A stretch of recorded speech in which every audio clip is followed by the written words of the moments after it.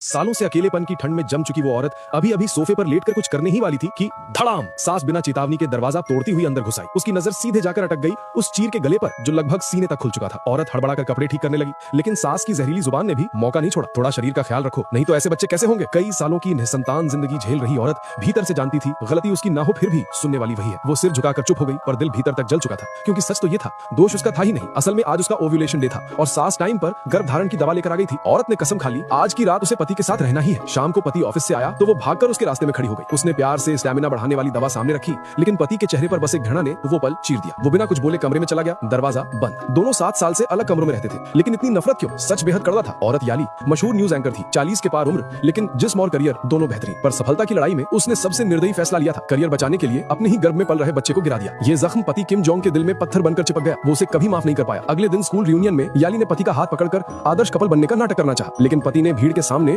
उसका हाथ झटक दिया। दोस्तों की हंसी गूंज उठी, सब उसे बच्चा करने का ताना दे रहे थे, बताते हुए कि उम्र बढ़ने के बाद मां बनना मुश्किल होता है। याली टूट गई और किम जोंग शर्म से। रात को घर में तूफान फूटा। याली बोली, ये घर चल रहा है तो मेरी कमाई से ही चल रहा है। बस यही चिंगारी बारूद बन गई। पति चिल्लाया, मैं तुम्हें उस पाप के लिए कभी माफ नहीं करूंगा। याली अपनी सूनी कमरे में लौटी। प्यार है, घर है, लेकिन माफी कहीं नहीं। उधर नौकरी में भी नए एंकर उसे गिराने पर तुले थे और चैनल हेड बस मौके का इंतजार कर रहा था कि उसे हटाया जा सके। और फिर आधी रात फोन की घंटी। दक्षिण कोरिया के वर्ल्ड गोल्फ चैंपियन ओवेन की फ्लाइट लैंड होने वाली है। सारा मीडिया उसका इंटरव्यू चाहता है। याली, ये मौका हाथ से गया तो करियर खत्म। याली बिजली की तरह उठी, कपड़े बदले और निकलने लगी, पर पति ने रास्ता रोक लिया। उसकी आंखें मानो कह रही थी, करियर के लिए तुम कितना नीचे गिरोगी। लेकिन याली किसी भी कीमत पर अपनी एंकर वाली कुर्सी वापस चाहती थी।